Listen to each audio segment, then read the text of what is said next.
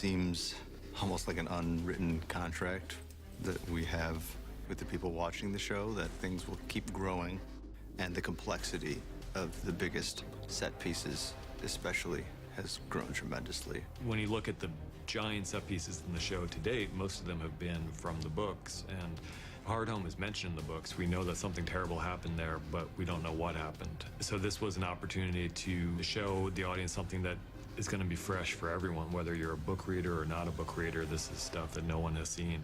You trust me, Jon Snow? Does that make me a fool? We're fools together now. Production-wise, Thrones always felt massive to me from the start, and Hardhome feels bigger in VFX, CGI, and bigger in scale than the whole of Episode 9 last year. It's amazing, it's huge, and it's extremely ambitious, and it costs a hell of a lot of money. And it's all for the fans. It is through everybody having that same attitude of how can we succeed? It is very much an all-hands-on-deck situation.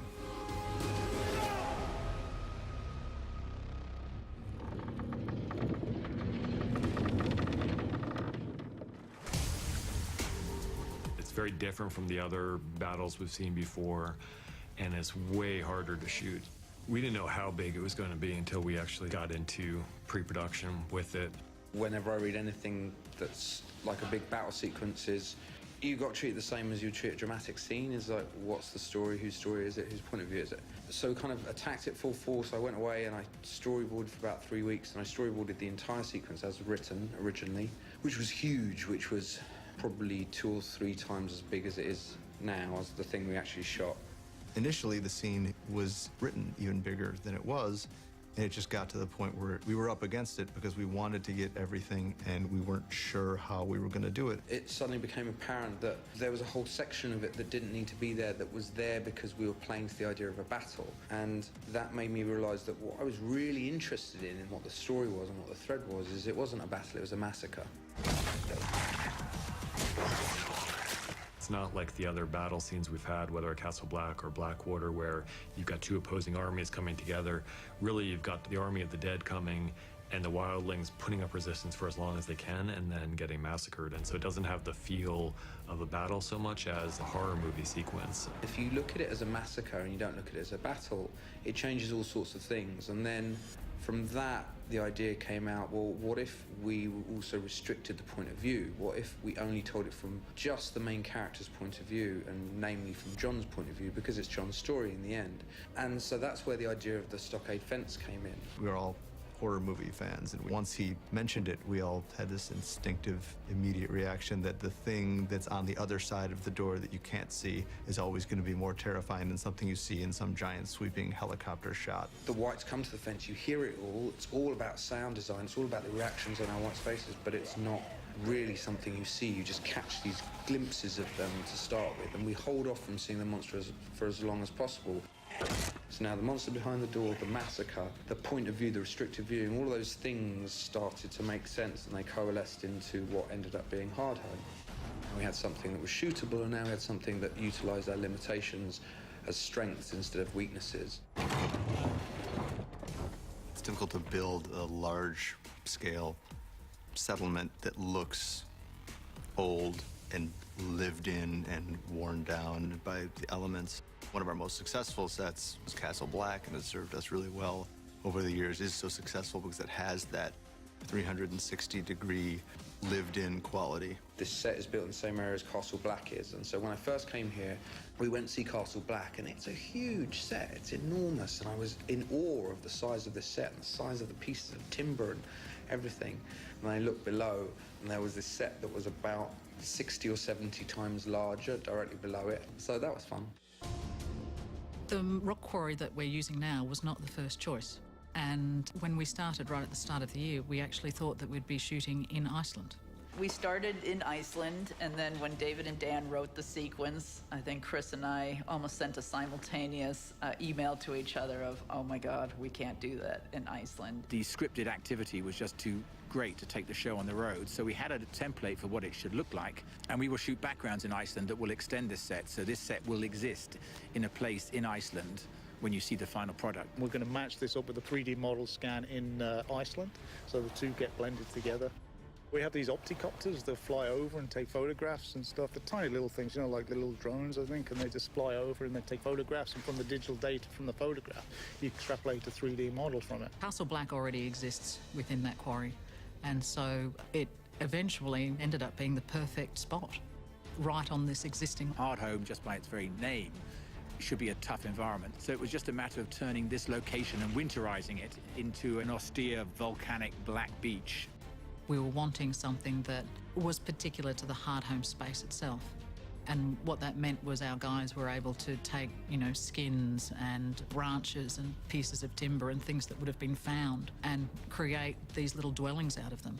And instead of there being a consistency amongst them all, there was also a feeling that each of them was quite separate and individual, that they had been made by the people who were actually sheltering there. And there was a lot of sketches being done, a lot of reference in different kind of enclosures, encampments around the world, and looking at different kind of places where refugees would be.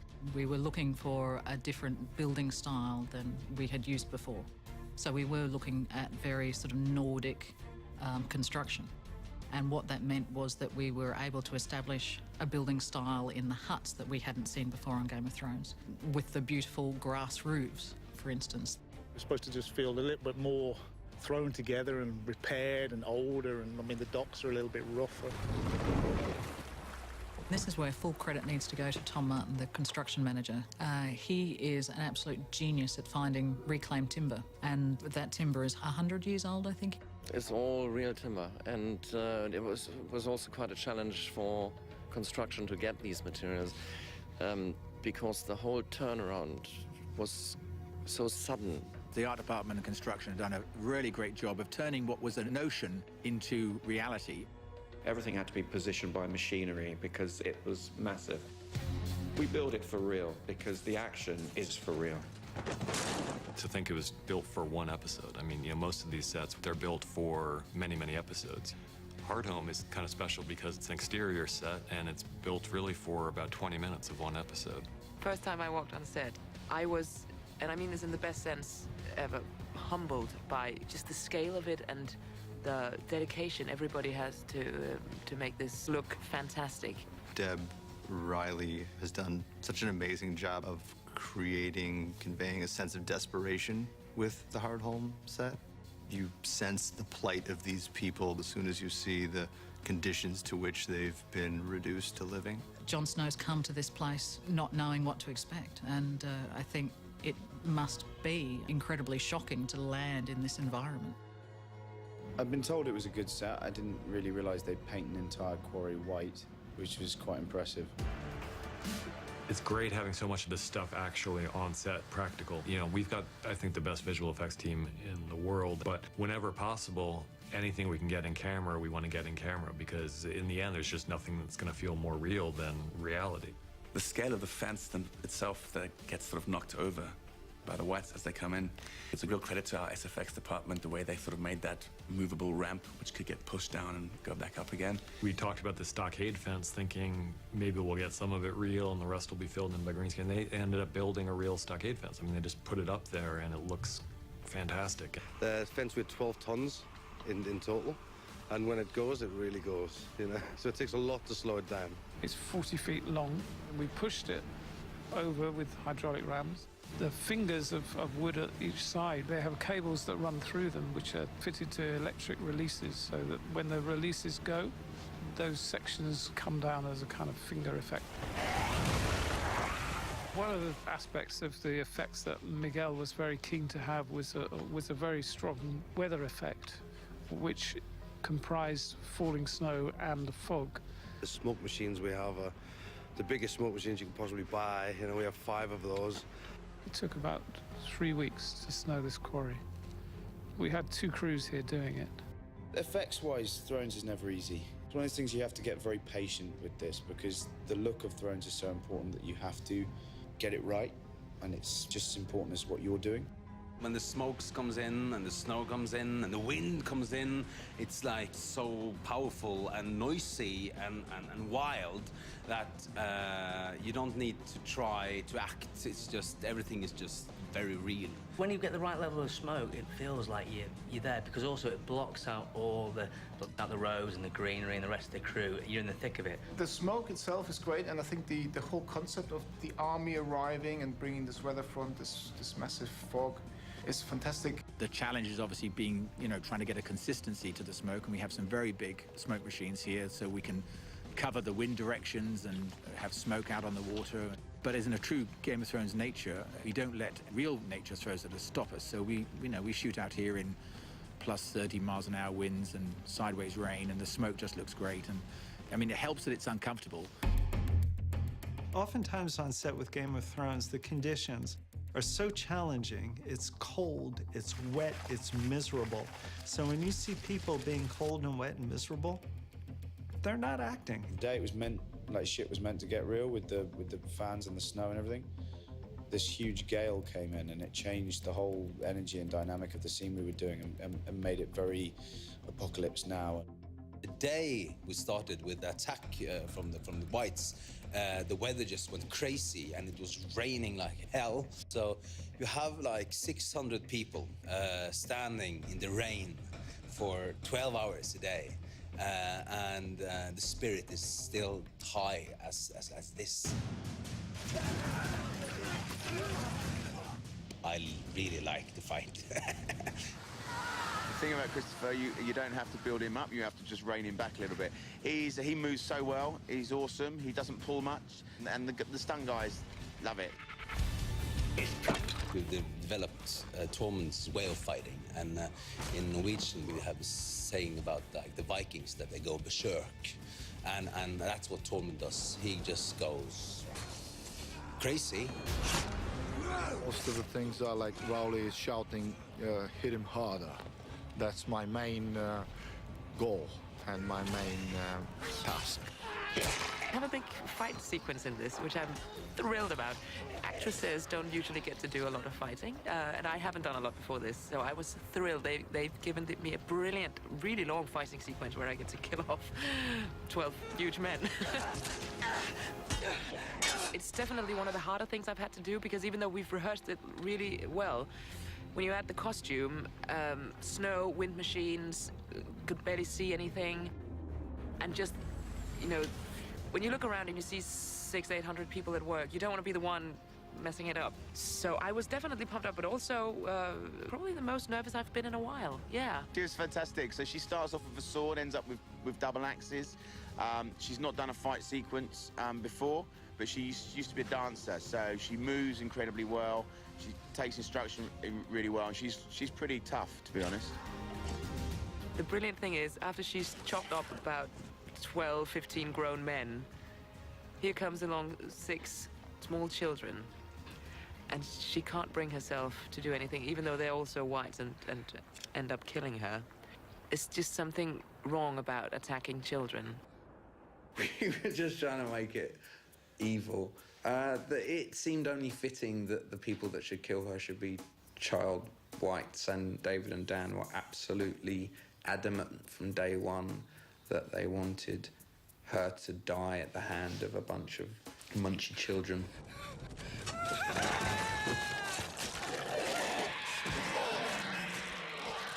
We have something we call the mayhem sequence, where like when the whites attack us, people just try to save their lives. When the whites come, everybody wants to be on the ships, but not everybody can be there at the same time. So it became a chaos. And when we were shooting it, it was chaos. You can't fake chaos. In terms of people on set and extras, this is by far the biggest I've ever been part of, and they're really good. We held a boot camp, and we brought in 220 extras, and then we basically taught them how to do a sword fight as a white and as a wilding or a night watch person. The background artists on this are some of the most hard-working, brilliant background actors I've ever had the pleasure of working with. They're here for longer hours than we are. They're in prosthetic makeup now for longer hours than we are, and they give it their all, and it's what makes a scene like this work. They're as much part of the process as any of the actors are. The longer the sequence gets, the harder it is to include everything. So we were starting to ask, what are we going to lose? Because we just don't have enough time to shoot everything. The easiest thing to have lost would have been 1-1, the giant. But we love 1-1, and we just thought he'd be a really fun part of the whole battle. 1-1, who's obviously a giant, so he's represented on set by a green stick, which is about 15 feet high. The pole is great because it gives you a reference of where it's going to be. It's great for the operators because they know where to frame and how to frame up. Then you trust the guys to make it look great. 4-1-1, smashing through the side of the lodge. We had a huge rig on rams and cables, and we sort of slides along a track and punches out of a breakaway section. So we took a section away, we molded it, and made it all out of foam, biscuit foam, so it's a hard foam, and sent it down the track to burst out, and at the same time have air cannons to blow a lot of debris. We only had one go at testing this because it's so expensive.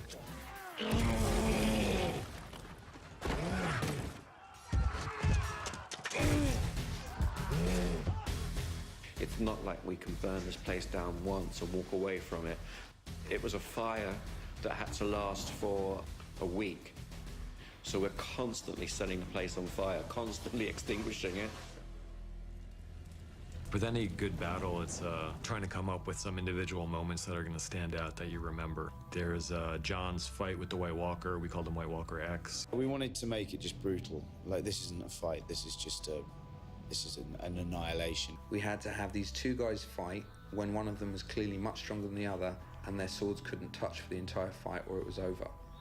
And so it presented all of these challenges. Well, how can you actually have a fight if that's going to happen? Unless you get rid of his sword. And so that's what we decided to do very quickly, is try and get rid of John's sword so that there could be more of a cat and mouse chase rather than an out-and-out fight to which there'd be no match between the two. There are wires involved. We actually have Kit's doing most of it himself. He's doing all the fighting. He runs up onto the mezzanine, and then he does his own backfall into a small box rig, which we cover in green. So he's done his own fall, which we've rehearsed.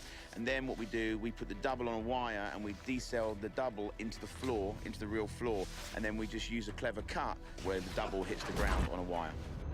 Given one more beat, the White Walker would finish John off. And as it happens, John discovers something that we didn't know, and it saves him. John has a sword. He's killed a White Walker. So clearly, he's very, very dangerous, not only physically because of his prowess as a fighter, but because of his sword, and also the knowledge that he will get from that moment. This is a very, very, very serious adversary that they could be facing. The Night King sees this, and he sees John kill one of his lieutenants, and it's kind of a, well, this kid's interesting. This kid's actually possibly a threat for me. So he's very much looking at John then when he does what he does at the end of the episode. I think the script was very explicit about it. It says that the Night King and John share an unpleasant exchange that is not comfortable for John. And we called it for ages, you know, it's a non-verbal fuck you. I think it's a terror John has never known before. I mean, they're seeing the White Walkers, and then they're seeing the White Walker King with an army of 100,000, 200,000, 300,000 undead. The final image of the Night King raising his hands, was all David and Dan. They said they wanted it to be like an orchestra.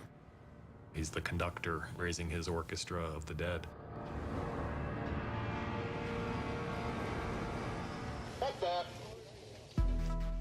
The makeup for the Night King is great. I was really, really impressed with that. I'd seen it in previous seasons, The Night King, and we just assumed it was like a visual effects. And then we're all in the put-me-up tent, and Richard walks in his gear, and I went, oh my God, whoo! And it's quite frightening when he's up close. Seeing him, you know, in full garb with the contact lenses and the sharp, pointy teeth and stuff, yeah, it's so scary. This is a pretty freaky place to be right now, because you have, like, dead people walking around. It's pretty scary.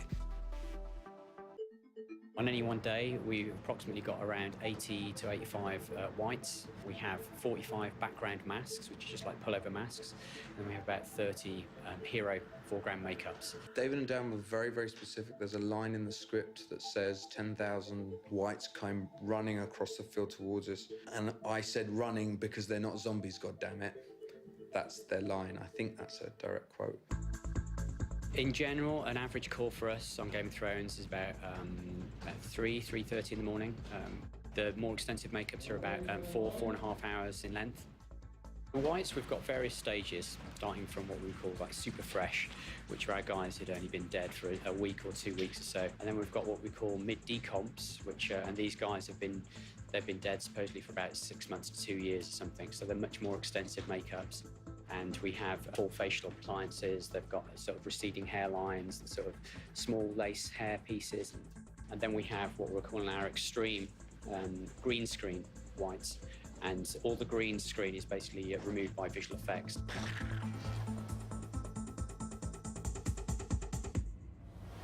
The hardest thing for an animator, any animator of any experience level, to really capture is human movement. Climbing, jumping, stabbing. One of the interesting tools that Joe Bauer, our visual effects supervisor, came up with for how to do the whites was that he felt we shouldn't be trying to animate the whites just by eye, that it should always be based on a live-action performance by a stunt player. And so we worked very closely with Rowley, our stunt coordinator, to come up with ways for the whites to be doing things that are inspired by our human stunties.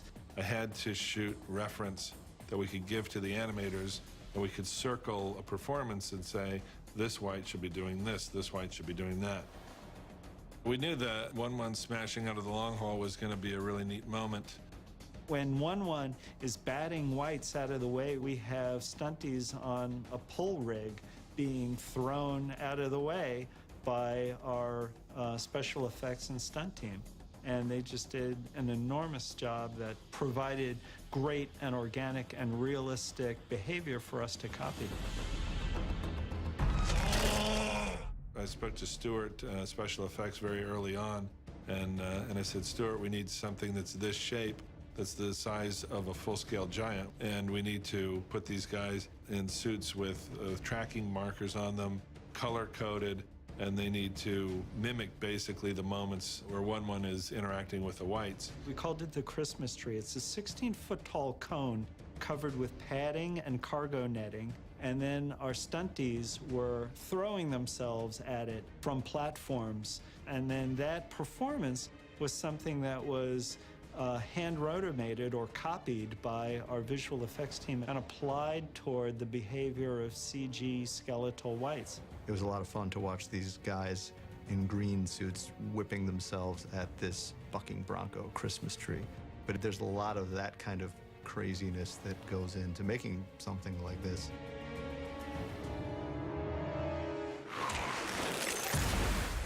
Since Game of Thrones is such a visual effects heavy show, those guys really get involved from the first moment. And a lot of the times, even before any director or a DP comes on, they start prepping and start visualizing. The most important thing that visual effects can bring to any project is scope. To create a wider vista than the camera can capture, than the production designer can physically create in any world. There's two directions that we look that are very scopy. One is there's a very, very big beach. It goes straight out for probably a mile at least, and then it jogs to the right out into the ocean. We had 50 ships docked offshore.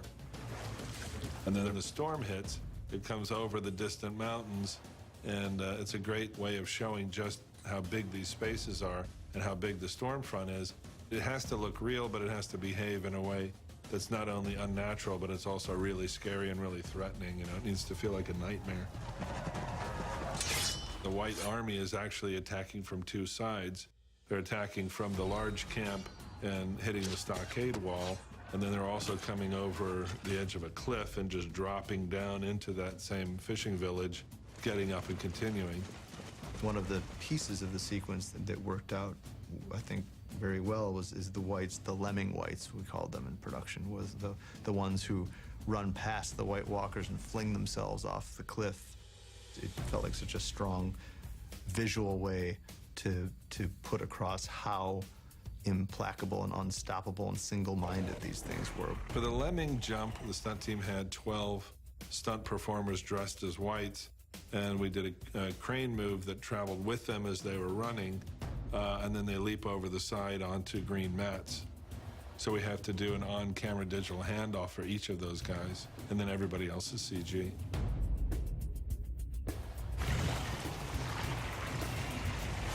Hardhome was emotionally challenging just in the volume, and you know, it's a 22-minute epic, and every single shot is us. Every single shot. You know, we have almost 500 shots just in that one sequence. We added volumes of people. We had to add extra White Walkers. They all have the glowing eyes. We get very close on the Night King.